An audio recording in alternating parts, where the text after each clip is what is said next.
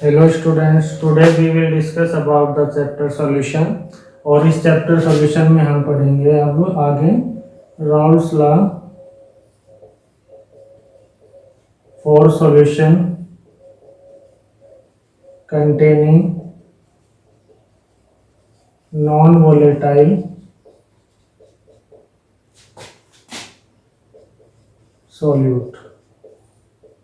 हमने अभी पढ़ा था आज पिछले लेक्चर में कि जो roles law for containing volatile solution liquid solution, और अब हम पढ़ेंगे नॉन वोलेटाइल सॉल्यूट के लिए यदि सॉल्यूशन में प्रेजेंट है। तो ये क्या कहता है Raoult's law, according to this the vapour pressure of a solution containing non-volatile solute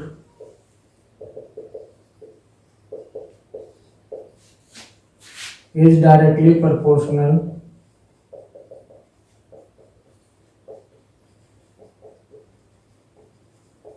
to the mole fraction of solvent। तो वेपर प्रेशर होता है जो डायरेक्टली प्रोपोर्शनल होता है सॉल्यूशन का जब उसमें नॉन वोलेटाइल सॉल्यूट ऐड करते हैं, किसके, मोल फ्रैक्शन ऑफ सॉल्वेंट के। अब जब हम इसमें नॉन वोलेटाइल सॉल्यूट ऐड करेंगे, नॉन वोलेटाइल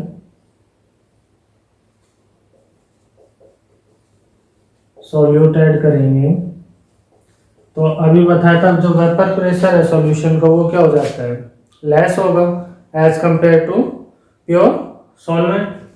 तो जो सॉल्वेंट है उसका वेपर प्रेशर क्या हो रहा है, कम हो रहा है। तो जो कम हो रहा है, कितना कम हो रहा है, वो क्या कहलाएगा, उसका लोअरिंग इन वेपर प्रेशर। तो वो क्या आएगा, P01 माइनस P1। सॉल्वेंट है जो वो प्योर कंपोनेंट होगा जब, तो उसका जो प्रेशर है वेपर प्रेशर वो लार्ज होता है, और जब वो सॉल्यूशन में होगा तो उसका वेपर प्रेशर क्या होगा, कम हो जाता है। तो उसका जो डिफरेंस होगा सॉल्वेंट का जो वेपर प्रेशर का, जब उसको सॉल्वेंट को जब उसमें हम नॉन वोलेटाइल सॉल्यूट ऐड करेंगे तो वो जो डिफरेंस होगा वो क्या कहलाएगा, lowering in vapour pressure, lowering in vapour pressure. अब हमें पता है P1 क्या होता है, P01 x1। तो P1 की वैल्यू यहाँ पर रखेंगे तो ये क्या आ जाएगा, P01 x1 delta P equal to P01 को कॉमन ले लो 1 minus x1 delta P equal to P01, यहाँ पर 1 माइनस x1 को हम क्या लिख सकते हैं, x2, 1 minus x1 equal to x2। अब डेल्टा P हमने यहाँ पर क्या लिखा है, P01 minus P1 upon P01 equal to x2। तो ये x2 क्या है, मोल फ्रैक्शन ऑफ सॉल्यूट। तो हम इसको रोल्स लॉ को इस फॉर्म में भी क्या कर सकते हैं, डिफाइन कर सकते हैं। इस टर्म को क्या कहेंगे हम, relative lowering in vapour pressure. क्या कहेंगे इसको, relative lowering in vapour pressure. तो रोल्स लॉ को हम डिफाइन कर सकते हैं दूसरी टर्म में, according to Raoult's law the vapour pressure of solution containing non volatile solute is directly proportional to mole fraction of solvent. ये होता है, इसको हम कह सकते हैं the relative lowering in vapour pressure of a solution containing non volatile solute is directly proportional किसके होगा, मोल फ्रैक्शन ऑफ सॉल्यूट के। जो रिलेटिव लोअरिंग वेपर प्रेशर है वो डायरेक्टली प्रोपोर्शनल होता है according to this law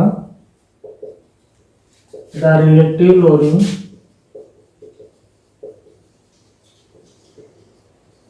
in vapour pressure is directly proportional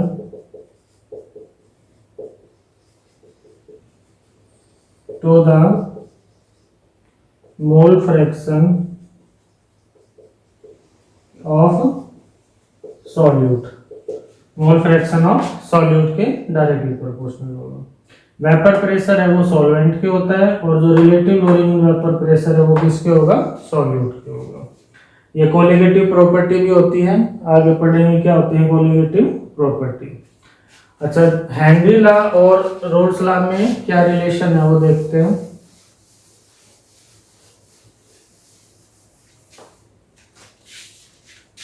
जो Rawls law है, Rawls law is special case of Henry law.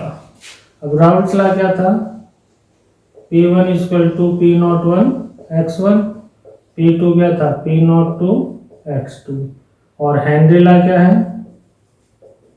Henry law में क्या था P equal to KH x। तो यहाँ पर जो P नॉट 1 और P नॉट 2 है ये किसके इक्वल है, KH के, हेनरी कांस्टेंट के। P नॉट 1 और P2 किसके इक्वल होंगे, KH के, हेनरी कांस्टेंट के। तो ये इसमें क्या है, स्पेशल केस है हेनरी लॉ का, जिसमें हेनरी कांस्टेंट है वो इक्वल होता है किसके, vapour pressure of pure component के। हेनरी कांस्टेंट है जो वो इक्वल होगा